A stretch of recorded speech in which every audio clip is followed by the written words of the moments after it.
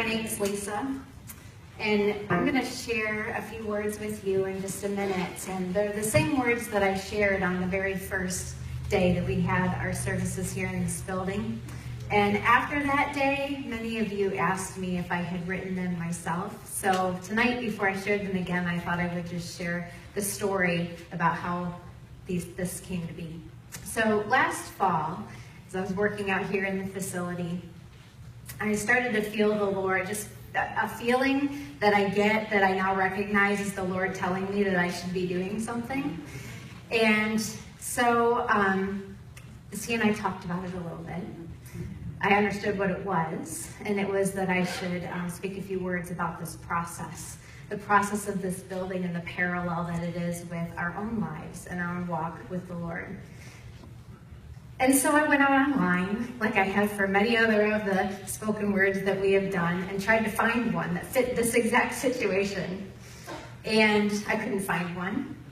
And I said, well, okay, I think I can do this. I could write something. I could do it. So I sat down at my computer and started to try to crank out a couple of lines. As I'm looking at that blank sheet on the computer screen, I had nothing.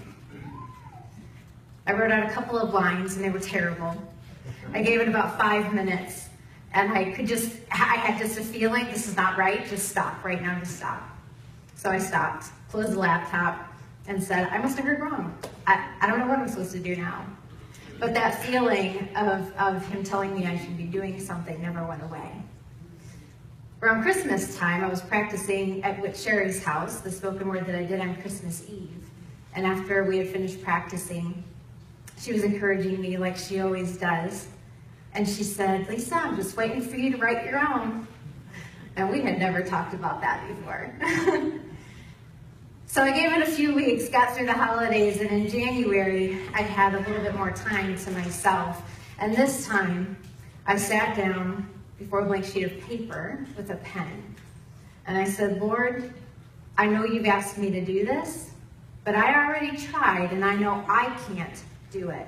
Come on now. So I'll be your hands, but you need to do the work. All right. Hallelujah. And I put that pen to the paper.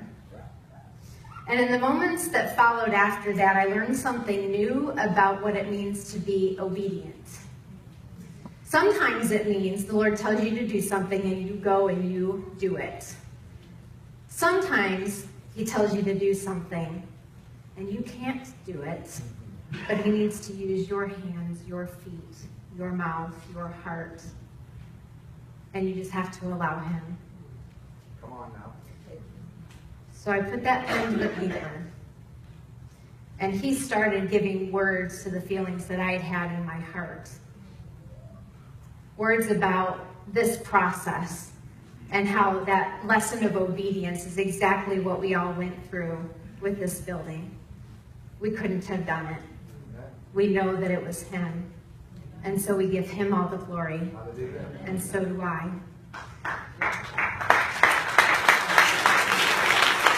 When I put that pen to the paper, it just started. Look at this church. Look at this church. Look at this church. It came to being by skilled and meticulous hands.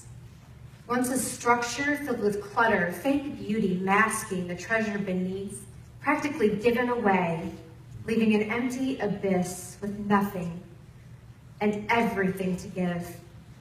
Someone saw in it a promise, a future too big to imagine. Given over to a new holder, something miraculous began. What once held it together is torn down and made new. Old compartments opened up and somehow spaces grew. Capacity frees up that only one could have imagined. Come on now. New purposes emerge. Just look at this church.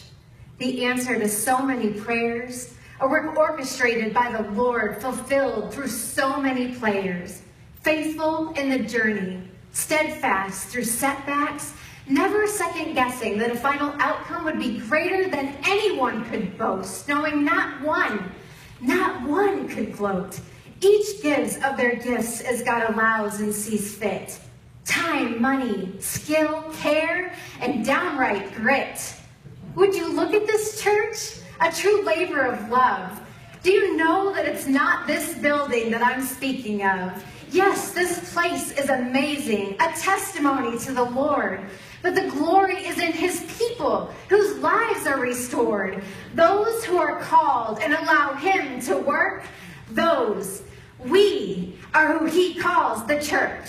So let's not be deceived thinking this is finally the end. No, now is the time to let his light shine. We can't think of this as mine. Just as this place was restored and made new, let God do that same work in you. Because you are so needed. Not tomorrow, today. There are people out there that need to be saved. This building can't heal a single hurt. This building won't change a hardened heart. It's the people that fill it with their love that point others to their Father above. Come on. Would you just look at this church?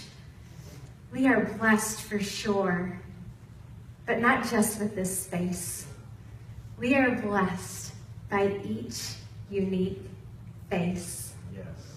You and your story, touched by his grace, all working together for the glory of his name. Hallelujah.